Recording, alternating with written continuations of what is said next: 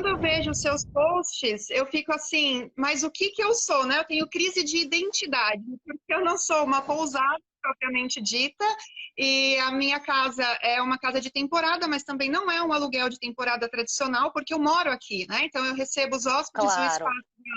o espaço da piscina é compartilhado. Então eu quero perguntar para você, o que eu sou? O que eu sou? É uma crise existencial que a gente vai ajudar você aqui, Cá.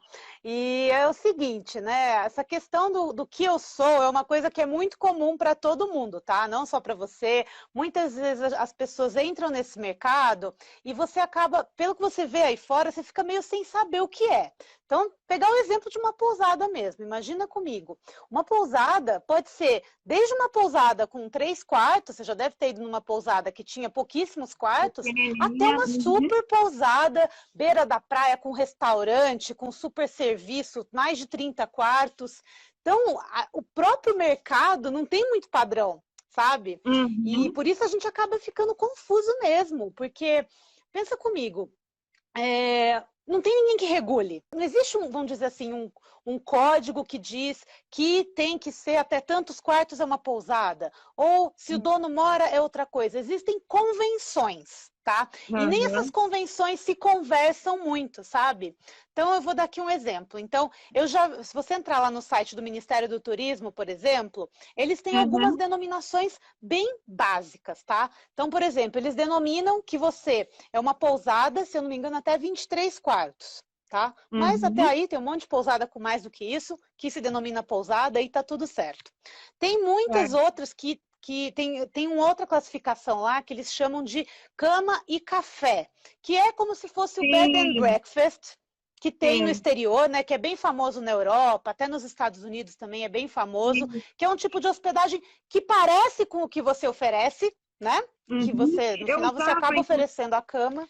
É. Eu usava, inclusive, esse termo. E eu uso o Instagram para explicar essa modalidade, né? Esse modelo de hospedagem, porque muitas pessoas no Brasil ainda não estão habituadas com isso, né? E aí eu criei a página no Instagram para explicar como é que funciona, até para as pessoas que têm mais receio de chegar numa casa e pensar, nossa, vou entrar na casa dessa mulher, quem é essa pessoa, né? Eu noto que alguns hóspedes têm até medo de entrar. Então eu criei o Instagram para divulgar mesmo, para me apresentar, para quebrar um pouco esse gelo, porque é algo novo para nós, né?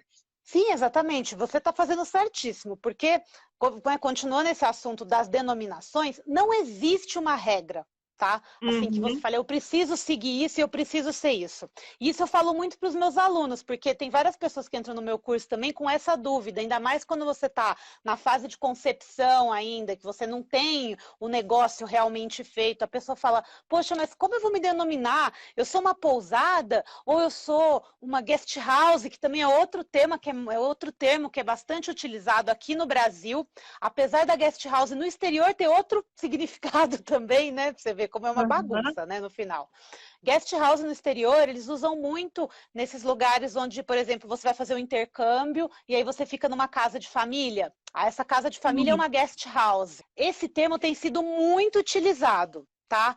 Por Uhum. diversas pousadas, mais ou menos no estilo da sua CAC, né? Você mora na casa e você disponibiliza suítes ou quartos para que as pessoas usem, mas tenham um contato direto com o anfitrião, né? Ou com o Uhum. proprietário, no caso Sim, você.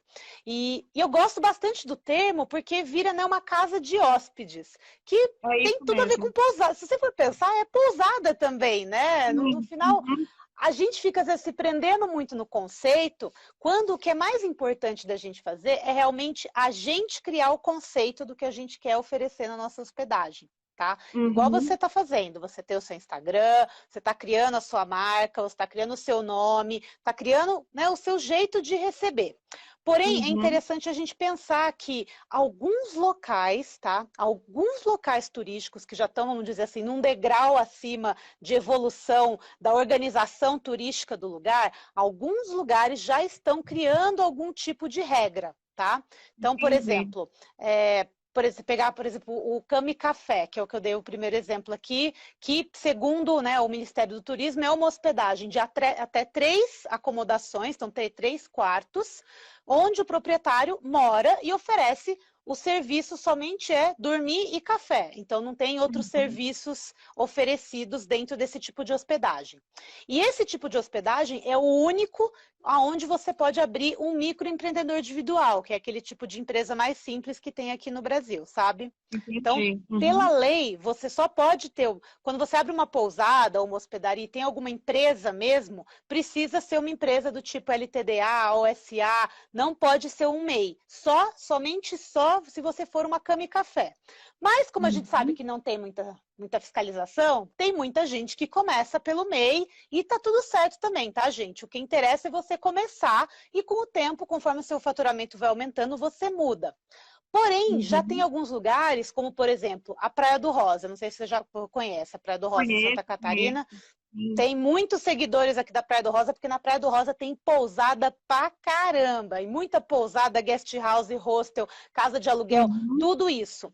E por conta de ter muitos, eles já estão mais organizados, então eles já têm algumas regras lá, entendeu? Então lá você não consegue abrir uma MEI, por exemplo, e ter uma pousada. Você já não consegue isso, não consegue nem o alvará para abrir nesse caso.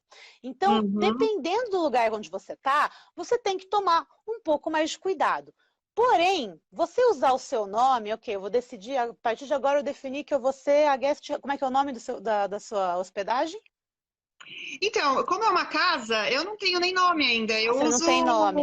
Não tenho nome, eu uso o K Fontolan, que é a marca no Instagram, né? Que as pessoas acabam me Aham. chamando de K, porque acabou que ficou assim. Mas não tem nome, não é um comércio, né? Não é um estabelecimento, é uma casa. Uhum.